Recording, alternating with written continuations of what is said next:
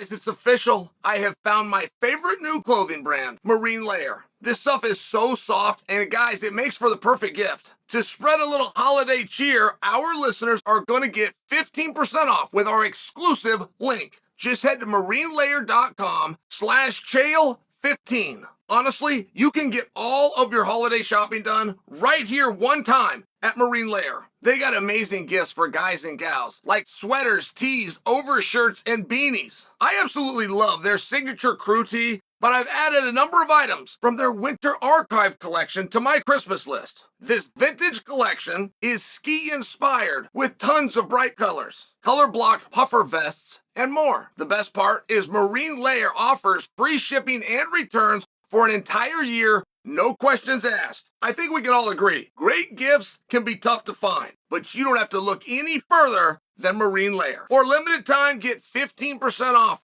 by going to marinelayer.com/Chael15, or just click on the link below. Oh my goodness, Mike Perry, what was that? Where did this guy come from? Did you guys see Good Will Hunting? Good Will Hunting is one of the great films of my lifetime. There's even a very stupid line in that where he says, "How do you like them apples?" And people will now use that expression afterwards because he said it in that. But you know what I mean? When you see a movie and the movie's so good, like there's a line 15 years later and people are still raffling, "How do you like them apples?" Ben Affleck and Matt Damon. And this was their breakthrough movie. These guys were like buddies. They wrote this script. They got it to Hollywood. They put themselves in here. It turns into this blockbuster hit. I love this film. But Matt Damon's a genius. And he's a very smart guy, but he doesn't have an education.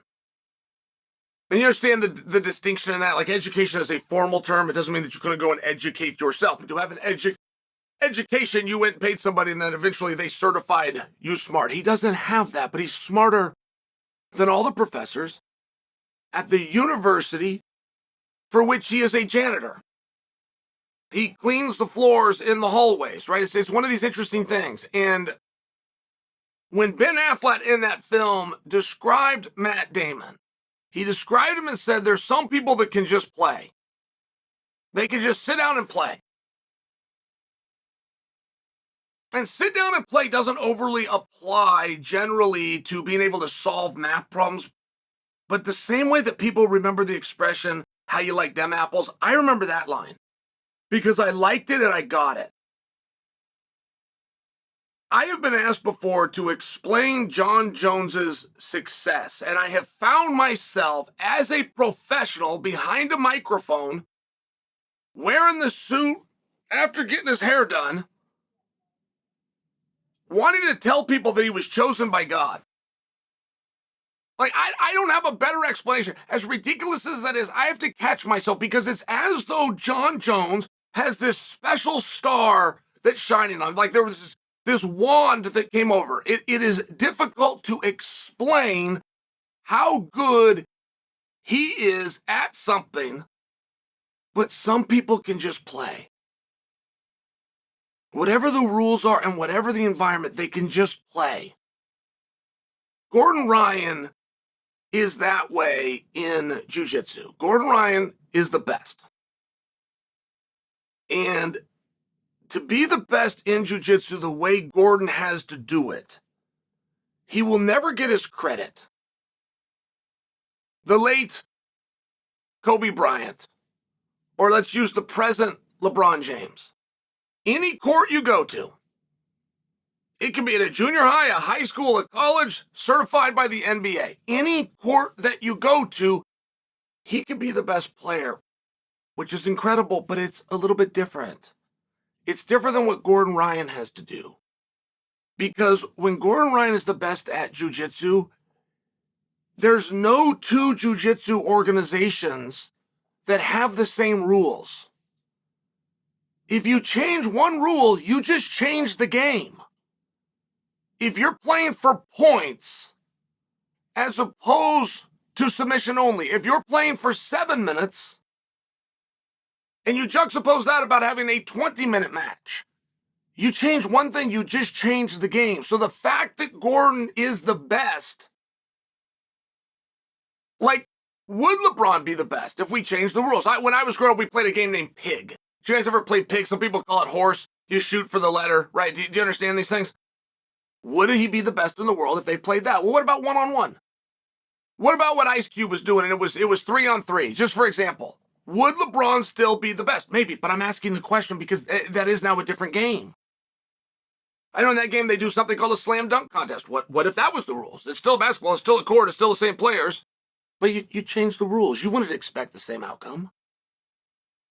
And I give you this because no one thought Mike Perry was going to be the face of an organization. Dave Feldman, when he signed Mike Perry, did not think he would be the face of the organization. When Dave Feldman worked out a deal which was very generous towards Mike Perry, it was more generous to the opponents that he brought in. They were still the featured side. And then Perry just kept reminding us, and he just kept showing us he can just play. There is nothing logical about this. Much like Jon Jones. I mean, there was nothing logical to where I find myself saying that God has chosen him to do the right. Like, as silly as that is, and I've got to correct myself, I've found myself turning to that multiple times. Mike Perry does not have like an inside coach.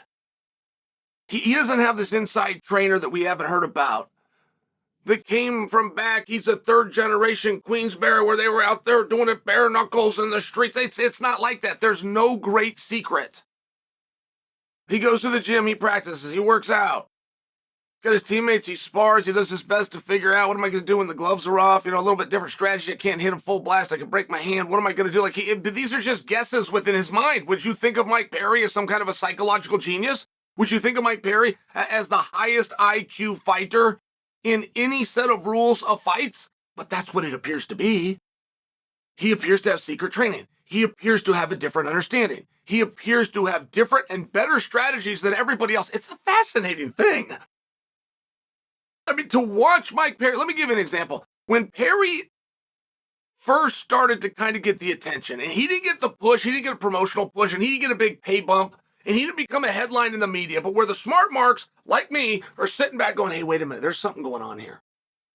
It was a Triller event where they matched MMA guys up against boxers. Perry represented the MMA guys and took on a boxer. And that boxer was either a former world champion or he had been ranked number 2, but it was by a respected organization. IBF, WBO, or WBC.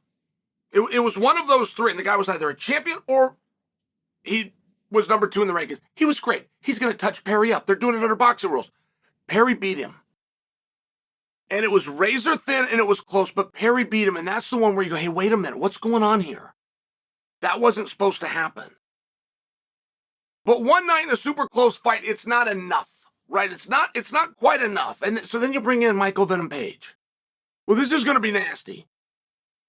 Michael Venom Page on his feet in MMA is frightening. And that's not a word that you use a lot. It's a frightening thing what he does. Rickles fought him. Rickles is as tough as an old leather boot and came out and just stopped. It's too much. He is better at this than me. And you then move him to Luke Rockhold. Now the gig is up at Luke. Luke is a former world champion. Luke will be in the Hall of Fame someday. Luke's bigger. Luke's better. And above everything, Luke's not scared. So Perry goes out, he finds a way. And now you get him with Eddie Alvarez. And this was a very difficult fight to predict. Like when you talk about some people can just play, when you talk about changing and altering and modifying rules and it's going to favor some people, Eddie's one of those people. Jeremy Stevenson, not for nothing, but has also found himself at home. So what's going to happen in that fight? Because Luke Rockhold being bigger than Perry, what we thought was an advantage, it actually turned out to be a disadvantage. when you take the grappling out of it, and it's a real game of speed, the lighter guy has a little bit of an advantage. And Perry showed that. But now Perry's facing the same thing. Eddie is going to be the smaller guy. And I do believe you could do that fight 5 times. You're going to split results. I do believe that. But we still have to acknowledge what it is we saw. And we have to acknowledge the pressure that's on Mike Perry. Have you ever thought that he was going to be that guy? He's going to be the guy with ice going through his veins. He could be calm in a main event. He can be calm when Conor McGregor sitting there in a sold-out arena on pay-per-view, just for example. Like, have you ever thought of him as this guy? Because he's that guy. He's that guy to the point they don't know what to do with him now. I mean, he's calling out George Masvidal. George Masvidal's made it very clear that he wants to keep fighting. He's made that crystal clear. He's just trying to find a guy to fight. Well, he just found one. I don't know of anybody that can call out George Masvidal and not get an answer. I haven't heard an answer. This speaks to Perry. Perry then went in a direction. He brought Dylan Dennis into it. There was somebody else, guys. Who is the other one he was talking about? But the point remains the same.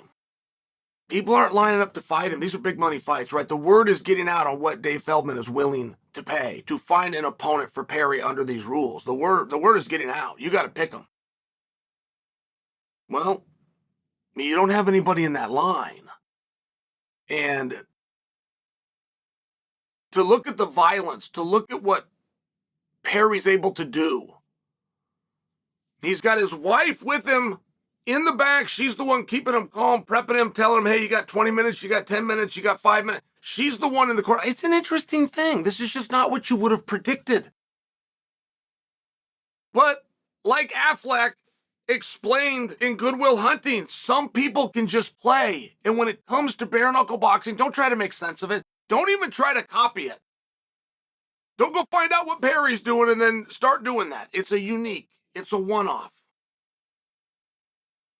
But he's the face. He deserves to be the face. Mike Perry's a star. He deserves to be a star. I don't care what the rules said if it's combat. I don't care if you did a wrestling match. I don't care if you did a taekwondo event where I don't even know what the rules are. I don't care. If it's combat, it's one-on-one, and you get the jump on Eddie Alvarez, you have my respect.